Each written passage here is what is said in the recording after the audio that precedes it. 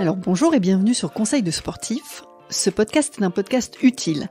Il a pour vocation à vous accompagner dans la pratique, vous aider à reprendre le sport ou simplement vous éclairer sur des questions que vous vous posez. Et pour ça, j'ai la chance de recevoir des experts, des sportifs, des pratiquants qui pourront témoigner de leur expérience et de leur vécu. Ils sont avec moi pour vous donner des conseils concrets et des astuces. Alors moi je suis Sandrine, je bosse chez Decathlon et aujourd'hui j'ai envie d'aborder un sujet qui, je suis sûre, va vous parler. Les étirements, la souplesse. Pour échanger sur ce conseil, j'ai avec moi David. Il est kinésithérapeute dans la métropole lilloise et ensemble, on va pouvoir débattre sur les idées reçues. Bonjour David. Bonsoir Sandrine. Est-ce que tu peux te présenter et te rapprocher du micro ? Alors je m'appelle David, je suis kiné effectivement à Villeneuve-d'Ascq depuis une petite douzaine d'années. Je travaille donc avec des sportifs, notamment des sportifs de haut niveau de tout gabarit, et puis des personnes lambda, du bébé aux personnes très âgées. Alors ma première question est la suivante. Donne-moi les bienfaits des étirements. On n'est pas tous égaux face à la souplesse et aux étirements. Les gens très souples vont aimer s'étirer parce qu'ils y trouvent un bienfait, un bien-être. Les gens très raides comme moi, beaucoup moins. Ça fait mal, c'est désagréable. L'intérêt, ça va être de donner suffisamment de mobilité aux articulations pour pouvoir bouger, se déplacer, faire un petit peu ce qu'on souhaite, et pas forcément qu'on soit tous capables de faire le grand écart. Donc les étirements, la souplesse, c'est pas uniquement pour les personnes souples. Non, c'est pas uniquement pour les personnes souples, même si les gens souples la travaillent plus que les autres par plaisir et par appétence. D'accord. Est-ce qu'il y a un moment plus favorable à la pratique des étirements ? Est-ce qu'il est mieux pour moi de m'étirer le matin au réveil ou le soir avant d'aller me coucher, ou vers 18h, 19h, enfin peu importe ? Alors, je pense pas qu'il y ait de moment plus favorable. Je pense que ça dépend un petit peu de chacun. Je pense que pour des gens plutôt raides, tôt le matin, ça sera compliqué. Après avoir passé une nuit sans bouger, tout est un peu en raidie, et donc aller s'étirer, ça va être beaucoup plus douloureux, ça sera plus difficile d'avoir une amplitude intéressante. Le fait de le faire en milieu ou en fin de journée, les muscles auront déjà un petit peu chauffé, et ça sera plus confortable, plus agréable, et puis les résultats seront meilleurs, ce qui donnera envie de recommencer. Pour des personnes souples, il y a des gens qui ont ça correspondra un petit peu à une espèce de routine de dérouillage matinal. Et donc, comme certains vont faire du yoga, de la méditation, certains d'autres vont s'étirer pour se sentir bien dans la journée. Un petit rituel.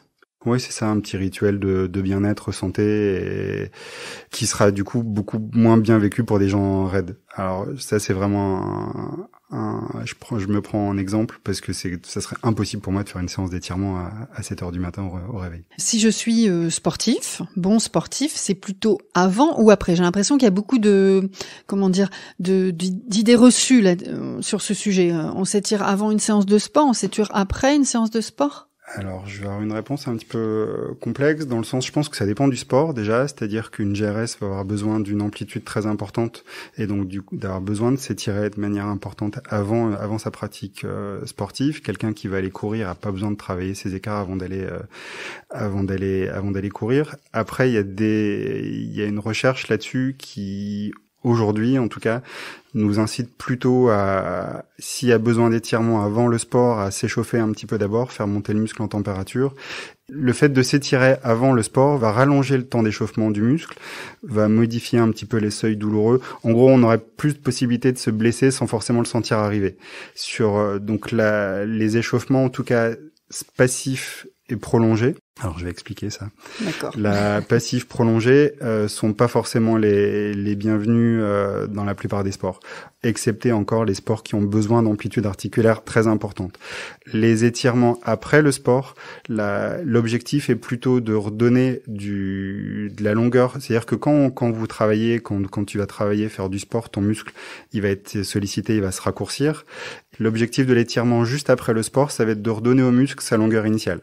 Donc c'est un étirement léger, 15-20 secondes, on sent un étirement, on le maintient un petit peu et on cherche pas à augmenter les amplitudes articulaires.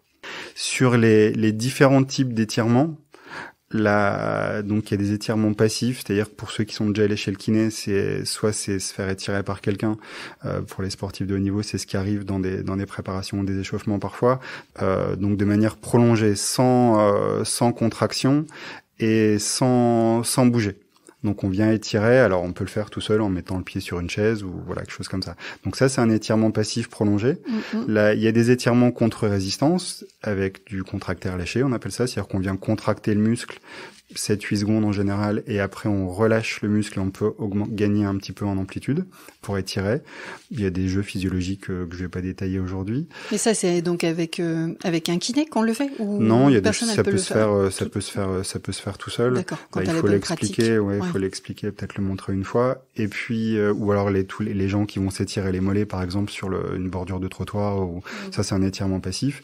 Et après il y a des étirements plus dynamiques avec des mouvements de balancier de la jambe par exemple, pour venir étirer les muscles des hanches ou les muscles ou les ischio-jambiers, là qui peuvent du coup être utilisés plus favorablement avant le sport, avant une épreuve intense et après s'être échauffé un petit peu. Entre un sportif lambda et un sportif de haut niveau ou un sportif plus expert, les étirements ils vont pas être forcément les mêmes. Là, tu m'as donné plusieurs techniques. Alors là, c'est pas en fonction du niveau du sportif, c'est en fonction du sport pratiqué. L'activité. Voilà. Donc là, quelqu'un qui va faire, là j'ai une patiente qui fait du pole dance par exemple, je sais pas si on dit du ou de la pole dance, qui a besoin du coup d'étirements, qui fait des grands écarts, des choses comme ça. Elle aura besoin dans son échauffement, une fois que ses muscles sont échauffés, elle aura besoin de faire des grands écarts avant de monter sur la barre et avant d'avoir une activité plus intense, parce qu'elle pourra pas faire son premier grand écart en dynamique. Par contre, quelqu'un qui va courir, qui se remet à la course à pied, il y a vraiment aucun intérêt, et il y a même plus un risque de blessure et un risque lésionnel. C'est-à-dire que quelqu'un qui vous allez courir en soirée, le midi ou le soir, l'idée c'est de faire ça plutôt un jour où il n'y a pas d'entraînement. Peu importe que ce soit le matin ou le soir, mais en dehors des périodes d'entraînement. Alors, si je comprends bien, tu fais ton jogging le midi, tu peux avoir une petite phase d'étirement, mais si tu veux des séances d'étirement plus approfondies, tu les fais pas le jour de ta séance? C'est ça. C'est ça. L'idée, c'est de, par exemple, aller courir, s'étirer un petit peu les mollets, les ischios quelques secondes après la course à pied pour redonner au muscle sa longueur initiale. Mais pourra faire une séance de stretching.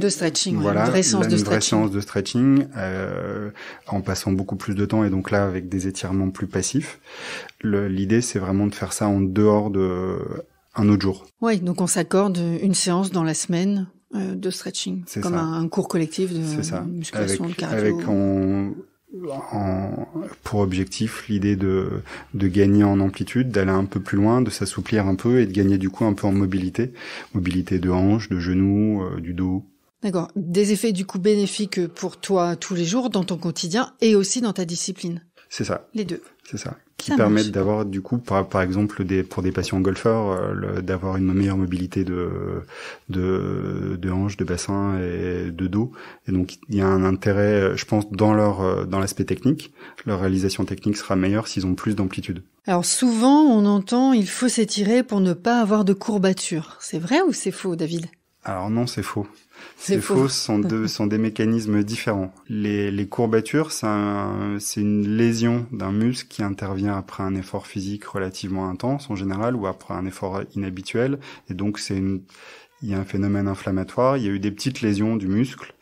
Et donc l'idée au contraire, c'est d'éviter de s'étirer juste après ou pendant la phase de courbature, parce qu'on va venir accentuer un petit peu ces lésions, ces micro-lésions. D'accord. Et donc c'est pas favorable.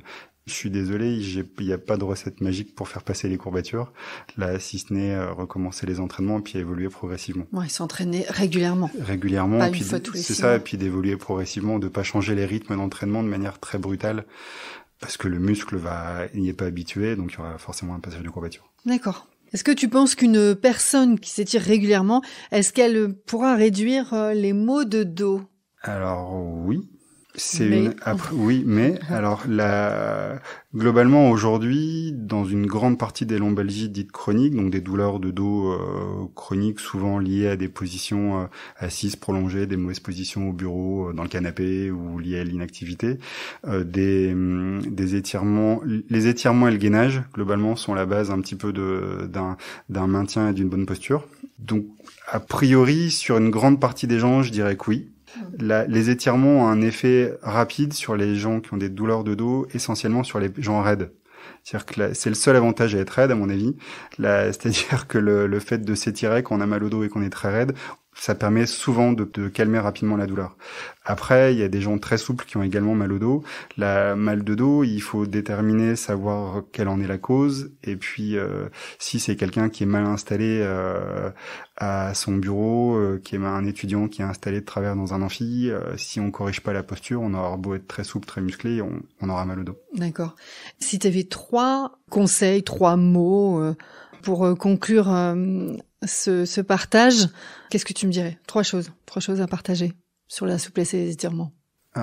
Déjà, c'est quelque chose à faire relativement régulièrement. Comme tout effort, comme pour le sport, si on veut progresser, si on veut garder un certain niveau, sans forcément vouloir être compétiteur, il faut s'entraîner régulièrement. Donc pour les étirements, je dirais la même chose. Donc la régularité. La régularité, c'est pas forcément...